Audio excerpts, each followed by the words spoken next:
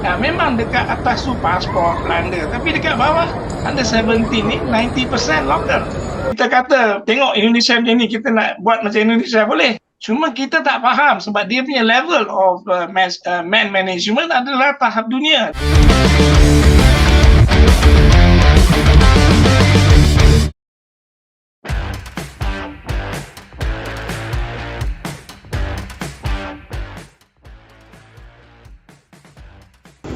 Setelah mengakhiri kisahnya di Piala Asia U17 2025, usai finish di perempat final atau 8 besar, kini skuad Garuda Asia dikabarkan sedang bertolak kembali ke tanah air dan telah mendarat di Bandara Suta pada malam tadi.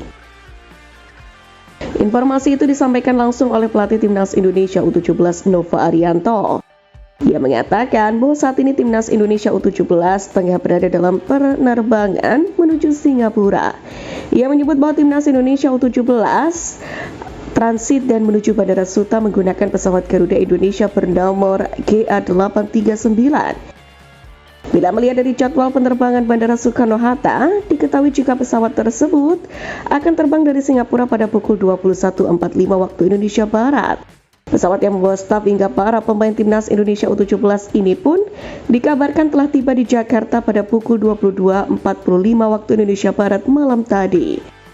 Itu berarti saat berita ini dibuat, Garuda Asia telah mendarat dengan selamat.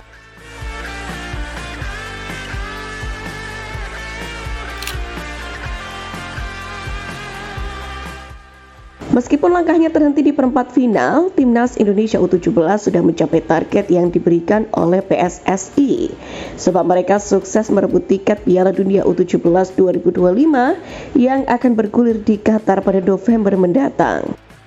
Timnas Indonesia U17 pun memiliki waktu yang cukup panjang dalam menyiapkan diri secara matang untuk kemudian beraksi di Piala Dunia U17.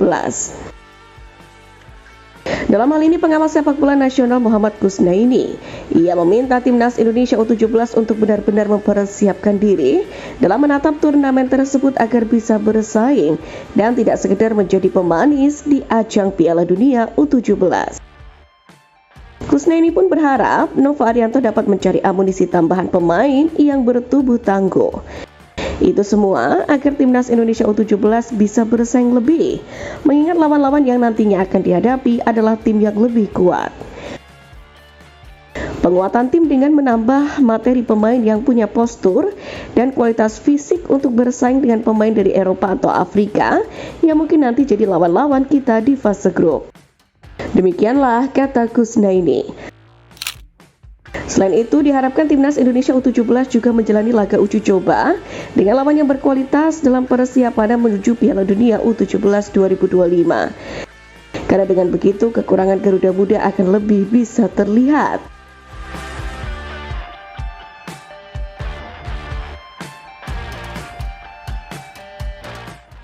Sementara itu, jauh sebelum keberhasilan ini, seperti yang kita tahu, Garuda Asia pun juga pernah menembus babak 8 besar, tepatnya pada edisi 2018 di bawah asuhan pelatih Fakri Husaini. Pada edisi tersebut, skuad yang dihuni oleh Bagas Kava CS ini tergabung dalam grup C bersama India, Iran, dan Vietnam. Saat itu Timnas Indonesia U17 bahkan berhasil menduduki puncak klasemen dengan torehan 5 poin. Kendati begitu, skuad Garuda Asia pun juga harus tumbang di babak 8 besar usai ditumbangkan Australia dengan skor akhir 3-2. Kini nasib dari para pemain Timnas Indonesia U17 yang berhasil lolos ke 8 besar Piala Asia U17 2018 pun cukup beragam. Di antara para pemain Timnas Indonesia U17 edisi pada saat itu, ternyata banyak yang menjadi tumpuan dari sejumlah klub Liga 1. Sebut saja seperti Bagas Kava bersama Barito Putra, Komang Teguh dengan Borneo FC, hingga Supriyadi yang tercatat menjadi wonderkid Persik Kediri. Selain itu, juga ada Bagas Kavi yang kini menjadi andalan di klub yang sama, Barito Putra. Selain menjadi andalan Liga 1, alumni dari Timnas Indonesia U17 pun ternyata ada yang berhasil menembus skuad Garuda Senior. Adalah Hernando Ari yang pernah menjadi andalan pengawal jala gawang Timnas Indonesia, khususnya saat era pelatih Sintayong. Meski ada yang berhasil menjadi andalan di Liga 1, hingga menembus timnas Indonesia senior. Namun rupanya ada beberapa pemain era Piala Asia U17 2018 yang ternyata ada yang memiliki nasib kurang beruntung. Sebut saja seperti Yuda Febrian dari Persikota Tangerang, Brilian Aldama Persela Lamongan, hingga Sultan Ziko Persiku Kudus. Beberapa alasan sejumlah pemain tersebut harus malang melintang di Liga 2, salah satunya karena sulit bersaing untuk menembus skuad utama dari klub Liga 1. Bahkan ada juga pemain yang menghilang dari peredaran meski pernah tampil di timnas Indonesia U17 seperti Fadilah Nur Rahman. Dengan demikian diharapkan timnas Indonesia U17 edisi kali ini mampu menjaga level bermainnya sehingga mampu bersaing untuk kompetisi profesional baik di liga domestik maupun kemungkinan untuk berkarir abroad.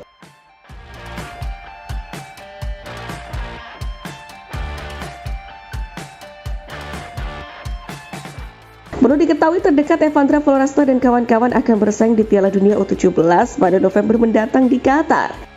Turnamen ini akan menjadi edisi ke-20 dengan menampilkan format baru dengan bertambahnya jumlah peserta. FIFA pun telah merilis 48 negara yang menjadi peserta Piala Dunia U17 2025, termasuk timnas Indonesia U17 asuhan Nova Arianto. Qatar akan menjadi tuan rumah Piala Dunia U17 yang kini berlangsung setiap tahun mulai dari 2025 hingga 2029 mendatang. Kemudian untuk negara-negara kawasan Asia atau AOC tercatat kini mendapatkan jatah sebanyak 9 negara, termasuk tuan rumah.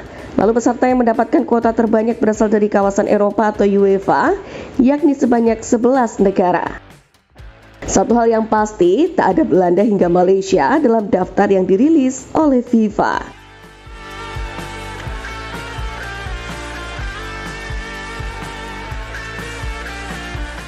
Sementara itu, pelatih legendaris asal Malaysia Raja Ishak pun kemudian memberikan apresiasi atas pencapaian timnas Indonesia U17 di Piala Asia U17 2025.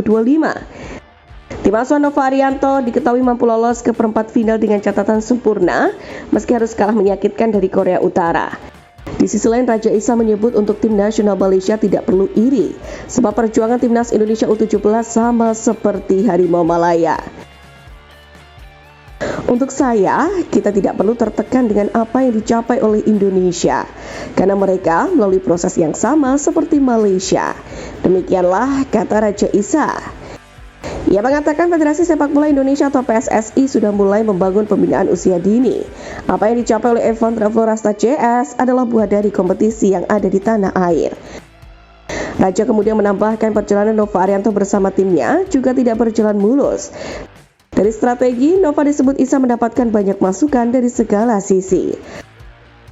Terlebih, PSSI pun kedatangan beberapa nama dari Belanda yang tentu bisa mengubah gaya bermain timnas Indonesia. Namun pada akhirnya Nova Arianto tetap sukses memainkan perannya sebagai pelatih kepala. Namun dalam hal ini menurut Erick Thohir, pencapaian timnas Indonesia U17 saat ini patut dibanggakan.